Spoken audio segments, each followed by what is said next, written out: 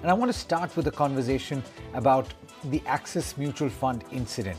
It's just a few days back now that allegations of front running were made against two fund managers at Axis Mutual Fund. It came to light that those fund managers had been suspended pending the completion of an investigation. It also has come to light that Deloitte is currently undertaking an investigation and the report will be out at the end of the month. But let's talk about the implications if you are an investor. Let's also understand what front running means. Joining me to talk about that is Keertan Shah, the founder and chief executive officer of Credence Wealth Advisors. Thanks so much, Keertan, as always, for taking the time. Good evening to you. Let's start with what front running is. How would you explain this? Alex, thanks so much for having me on the show as always. Alex, what typically happens is when the fund management team decides that they want to buy a particular stock, right? The AMCs are not allowed to punch these transactions on their own within their same office. So they have something called as a dealing desk, and then the dealing desk deals with the brokers, right? So the fund management team tells the dealing desk that I want to buy these particular shares and this particular quantity at probably this range of price. And then you have the dealing desk, which will then talk to the brokers, split one order with multiple brokers so that no broker understands how big the order is. And then the dealing desk will try and get this order executed with various brokers. So now, if the fund management team is letting the dealing desk know what are they buying and what quantity, of course, the dealing desk is completely aware of how the price will get affected of a particular stock, right? And generally, you have mutual funds buy in large orders, right? If you look at the volume of the counter and the order size that the AMC wants to punch, you will typically understand how much will the price of the stock go up.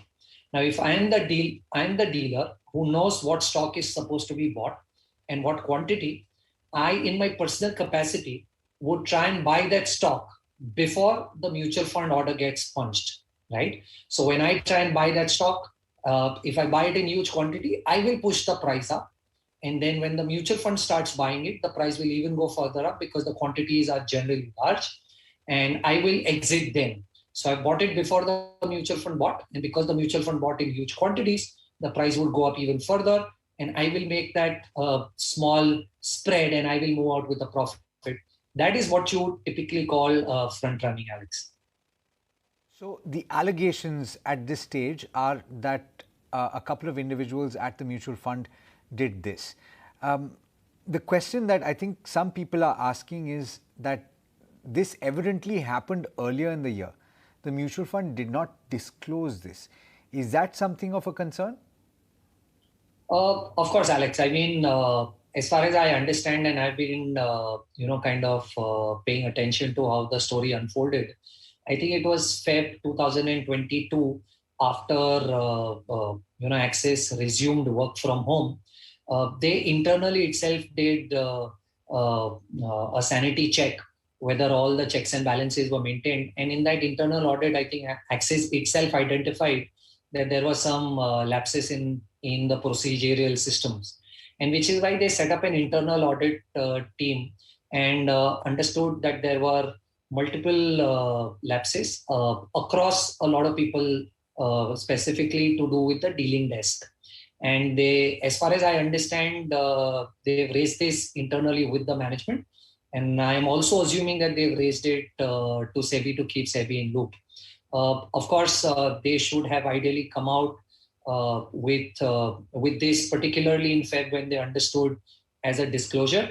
But I'm not sure if they were waiting for an internal report to try and understand how deep it was, or probably if there was something material enough that impacted retail investors.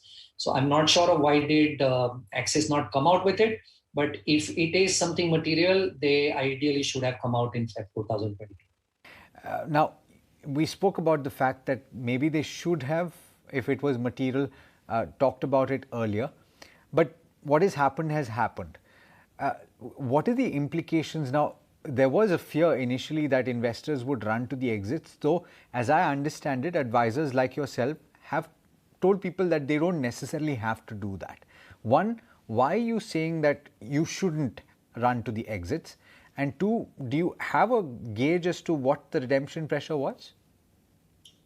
So, Alex, there have been 7 schemes under the scanner of this identified fund manager. Now, out of these 7 schemes, what I understand is 4 schemes are ETF and one is arbitrage, where front running would not have any material impact on retail investors. The other 2 schemes, which is the value scheme and the quant scheme, both of these schemes are less than 1 year old. One fund has less than 1500 of AUM and another has some less than 250 crore of AUM. So there is hardly anything specifically with respect to these 7 funds under scanner, right? Also, if you look at the value and the quant fund, they have 4-5% of liquid cash available as of end of April, which probably, even if there is some redemption pressure, was easy to kind of pay off. But if you look at the larger picture at the AMC level, I think this fund house manages close to 1,40,000 crore worth of pure equity funds, and I'm not talking about hybrid here, right? Very specifically, when the fund house name was announced, I think it was the 5th or the 6th, right? Since then, if you remove the mark-to-market losses because the markets are falling, the redemption pressure, as per my calculation, plus minus 5%, is not very large. If you look at 6th of May, as per my understanding, the redemption was 110 crore. 9th May, it was 125 crore, and 10th May, it was 40 crore. Right? In such a market where the market is globally not very promising, in the Indian context also, we've been falling continuously. I think this redemption pressure of 100 crore rupees on an average on a 1,40,000 crore worth of base is hardly anything. So I don't think this news has really created the redemption pressure that all of us were talking about. Also, having said this, that there is 100 crore kind of redemption pressure that we saw after the name of Axis got disclosed in the media reports.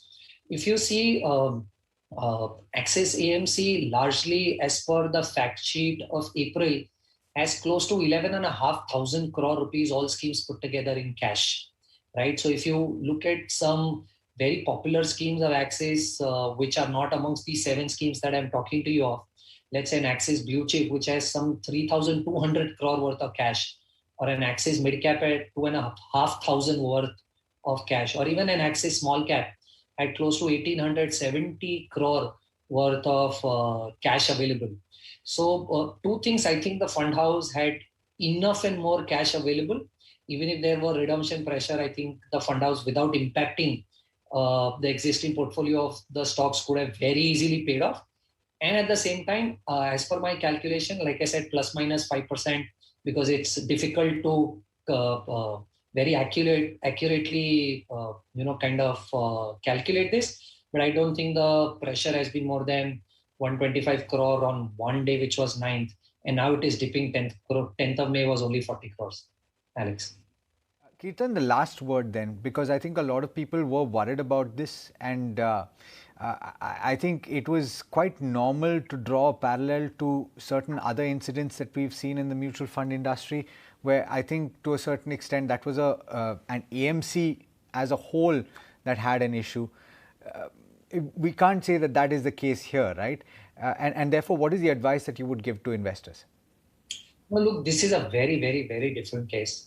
So I would not really draw any parallels to what happened probably to one of the AMCs that we are talking about 2-3 years back. Look, it is, I would not take away that there has been some lapses on the part of Axis for sure. In fact, like you also rightly pointed out, probably if this was material enough, Axis should have come out in Feb, when they, told this to the internal management, or set up an internal audit committee, right? They should have come out clean and asked the 2 employees that we are talking about to go on a break at that point in time itself. But largely looking at it, Alex, I think fundamentally the kind of stocks that Axis has invested in, we've seen some bare impact on those stocks, because kind of getting data of which stocks has Axis invested in is so easy these days. So we saw some bear attacks. we will see Axis, kind of schemes will probably underperform in the near term for whatever we've just spoken about. But if you go by the last 5-7 years that I've been very closely tracking Axis, the kind of stock picking ability that the fund house has, or the kind of performance that the fund has been able to show for the last 5-7 years has been very good. So I don't really think that that there is going to be any significant impact. But of course, there has been lapses, and Axis will have to come out clean. Thank you so much, Ketan, for joining in. That clarity, I think, is going to be useful to a lot of viewers that are tuning in. Appreciate it.